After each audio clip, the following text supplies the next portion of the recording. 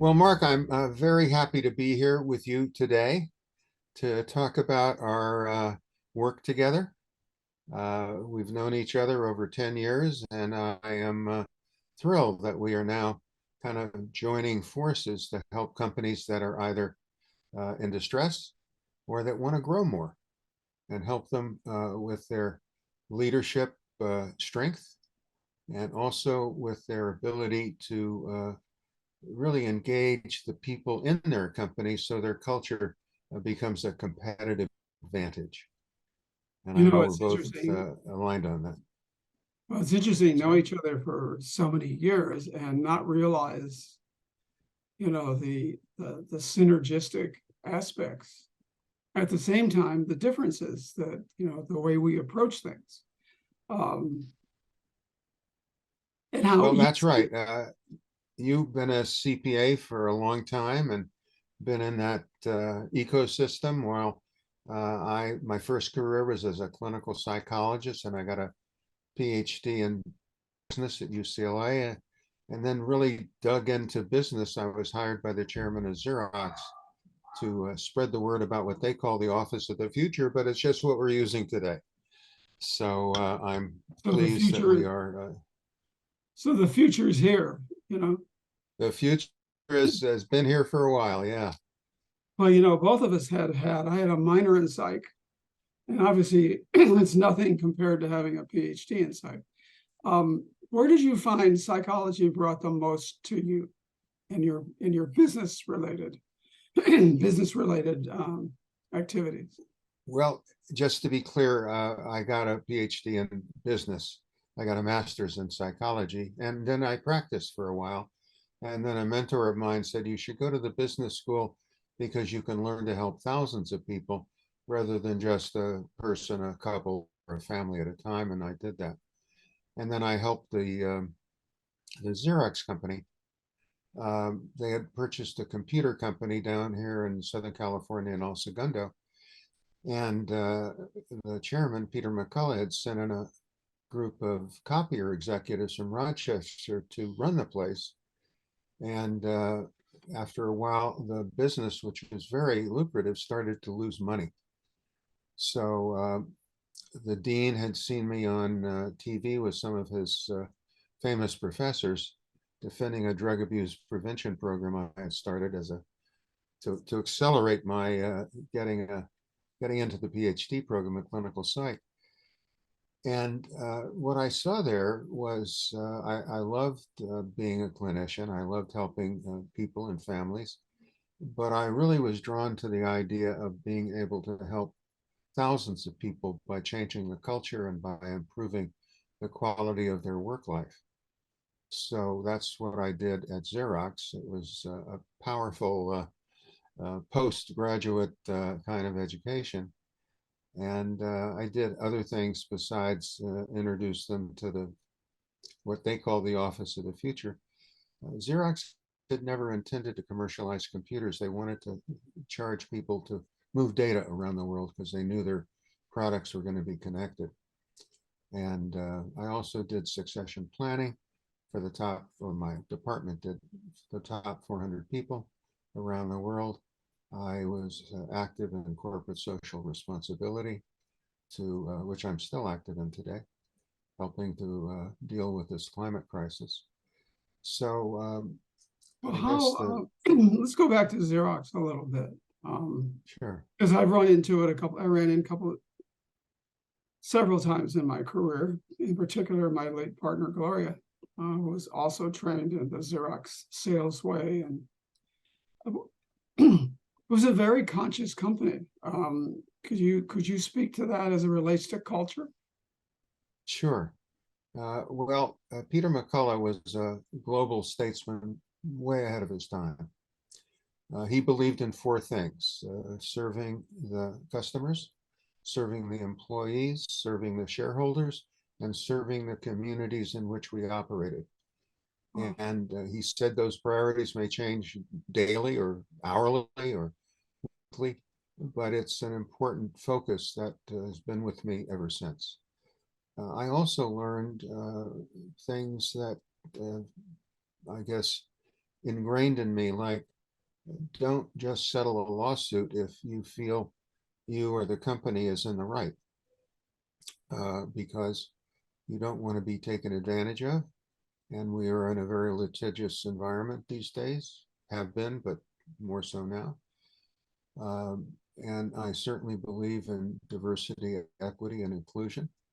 Was a very important part of Xerox then, and has been something I have honored in my work with clients ever since.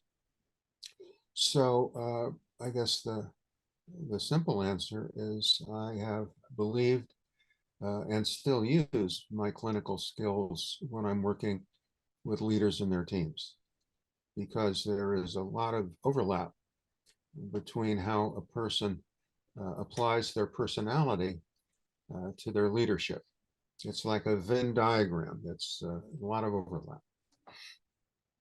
So the client I just finished with a few minutes ago is having some difficulty with his partners, and it's sort of like what in clinical work we call an attachment disorder, and he's slowly building up his inner strength and beginning to ask for what he needs and wants for the company, not for himself. And he's making good progress. But it is my clinical skills, I think, that are helping shape the progress he's making, as well as my business skills. Often, I come out of the CPA world and the certified management consulting world. And oftentimes, we hear it's, partner confrontation, not getting along, people having different ideas, which can be good, bad, or indifferent. When an owner leader talks like this, or brings this up, where do you think it comes from? Frustration, inability, communication, lack of training. What lack are of some trust. of the things? I think trust is the foundational component of a relationship, and conflicts usually come out of misunderstandings, maybe well meant, but not well listened to. I also believe that relationships are the medium, the foundation through which everything is accomplished. And having studied neuroscience for the last number of years, it's pretty clear to me that a lot of people are operating out of their fear rather than their prefrontal cortex. And when people are driven by their amygdala, the sort of lizard brain, as some people call it, they are very reactive. And when they learn to switch, calm themselves, and be able to really engage their logical thinking, their emotionally intelligent behaviors, they're much more likely to succeed. By the way, conflict needn't be bad, as many people have found that knowing how to engage so that you separate the issue from the personalities involved, which is one of the things that we teach, Mark. It's so important, because that ability to come up with conflicting ideas and then resolve them is really the source of innovation and creativity, which drives companies forward. Well, one of the things that synergized us to do more work together was that we both looked at the interaction, the psychology, the communication aspects, and realized that oftentimes advisors don't look at how much the leaders reach down and how much the leaders below try to reach up.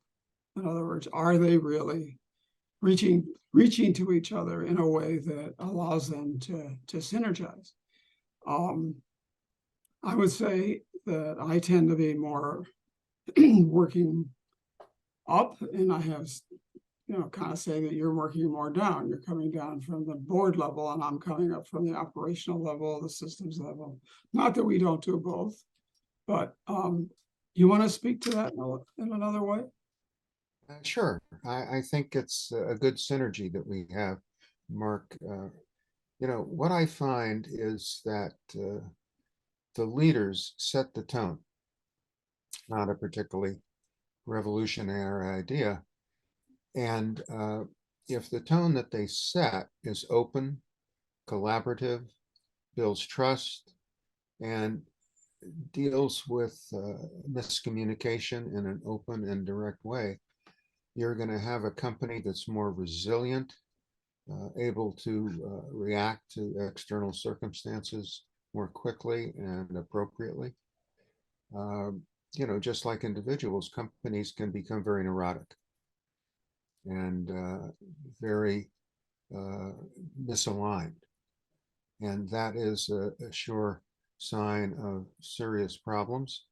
Whereas the opposite, if a company learns to operate in a high performing manner, which is high trust, high collaboration, being able to create ideas in a healthy dialogue, meaning they bounce up their ideas, but they don't let that determine their or dilute their trust, then that culture becomes, as I said before, a competitive advantage.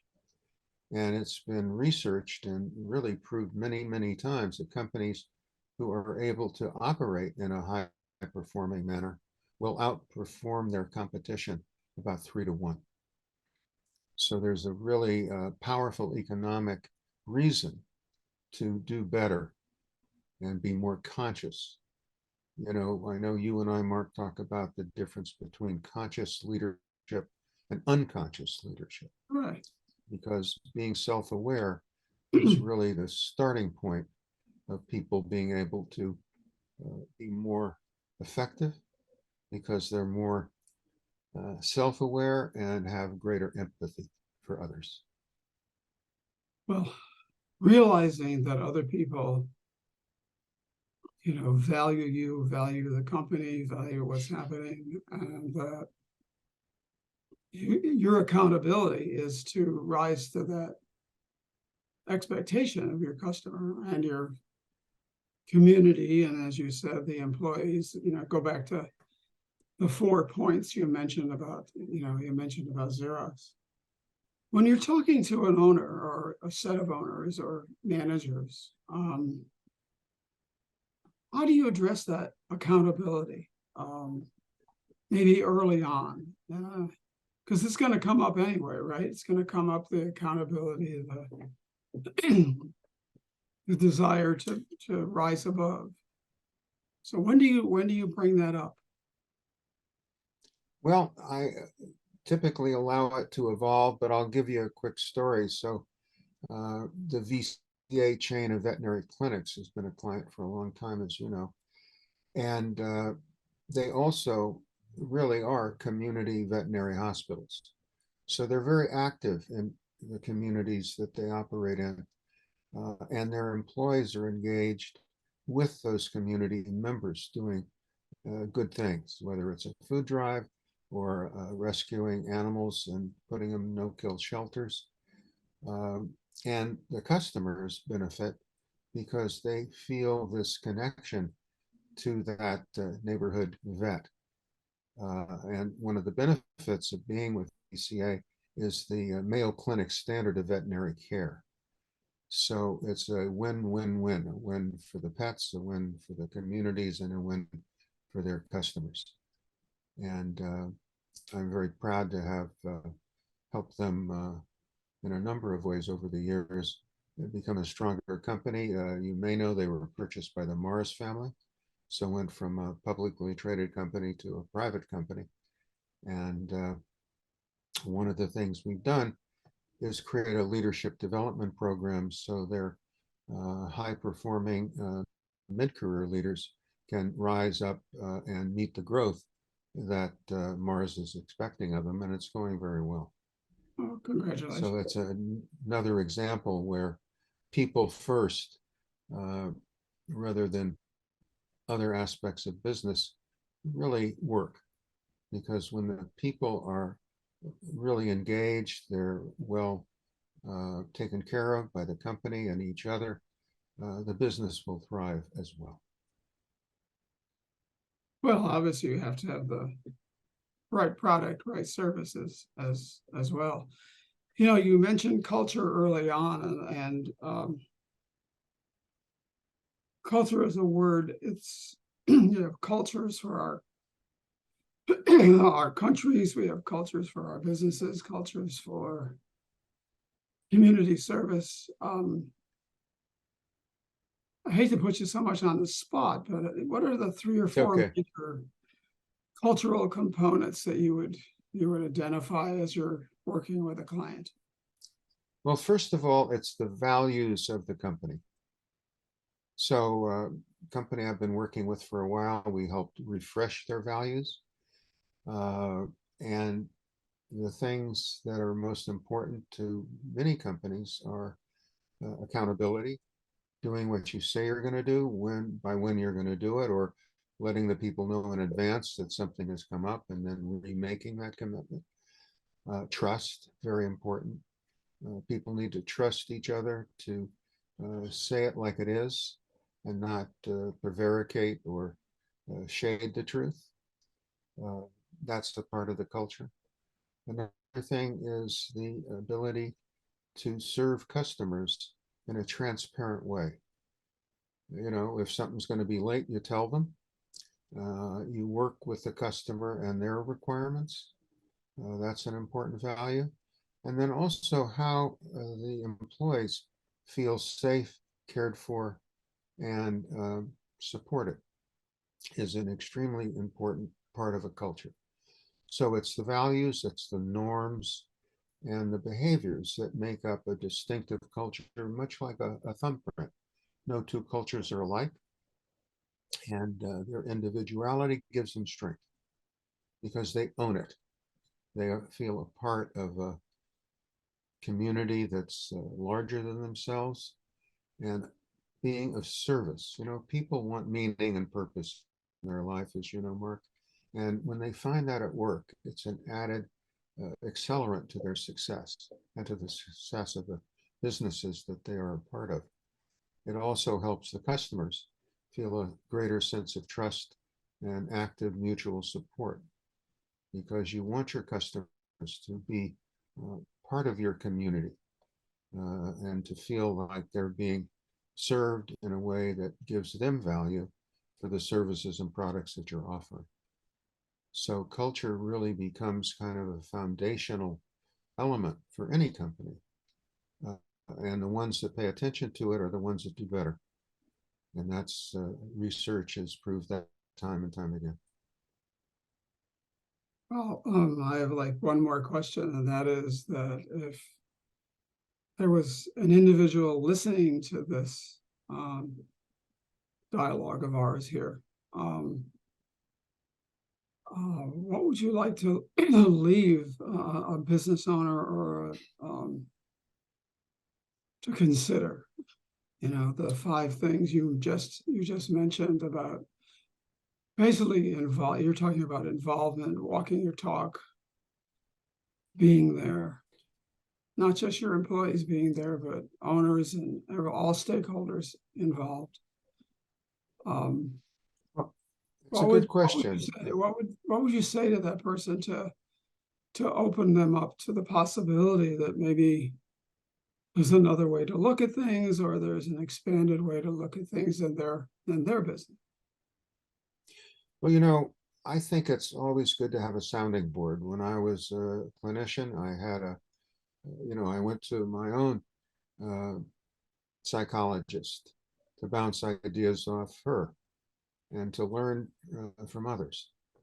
And I think business owners and operators need conciliary, need a counselor, need someone that they can talk to freely and openly about anything.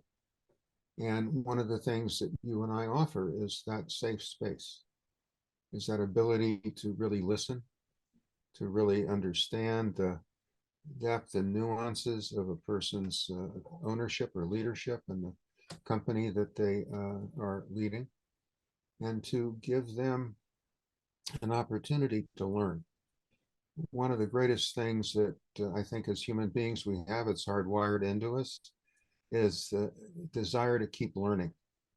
A lot of people think, well, I finished school, I don't need to learn anymore, and that's just nonsense.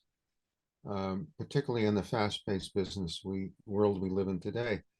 The quicker a company learns and applies what they learned, the more success they'll have against their competitors. So being learning focused, which is one of the things that we help our clients do, really adds value that keeps on giving. Because once you add learning in an organization, there's a hunger for it.